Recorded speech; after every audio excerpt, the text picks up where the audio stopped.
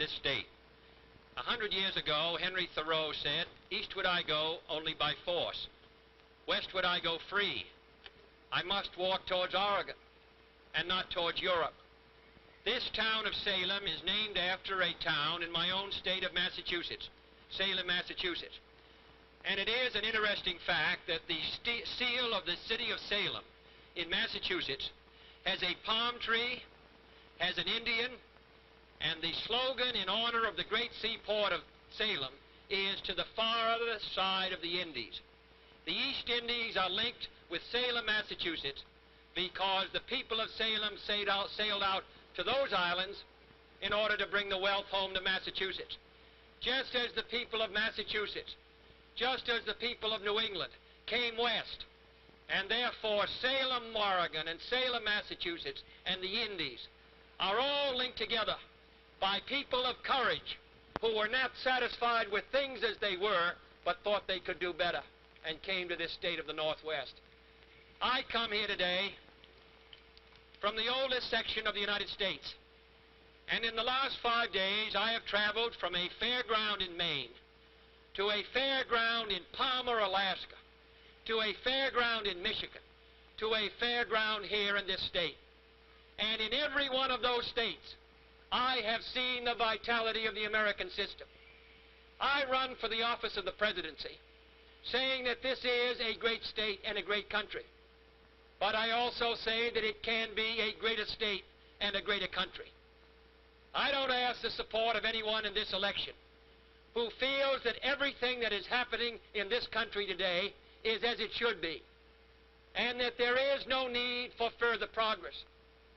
I don't ask the support of anyone in this election who believes that the security of the United States is insured around the world, who feels that the balance of power is moving in our direction instead of in the direction of the communist world. I talk to those who came from this state 100 years ago, who liked my state, but who thought they could do better. I come and run for the office of the presidency because I like America, but I think it can do better. And that is what we should dedicate ourselves to doing.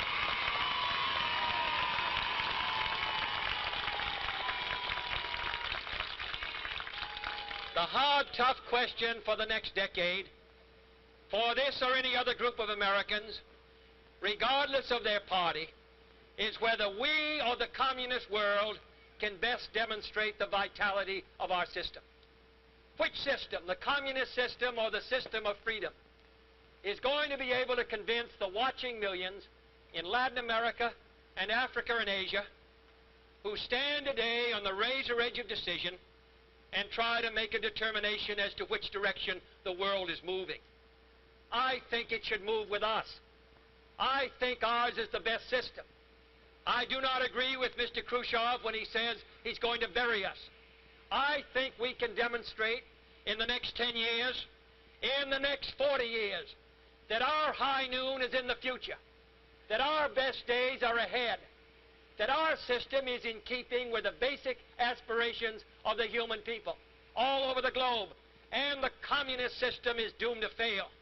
But I think we can do it only if we're willing to work for our country. I call for the new frontier, and when I do so, I don't say what I'm going to promise to do for you if I'm elected.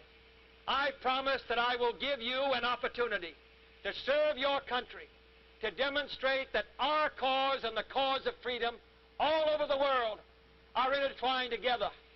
And I come to this valley in this fair today asking you to join me in this great national effort to rebuild the strength of America here and around the world. I think this country is ready to move again. Thank you.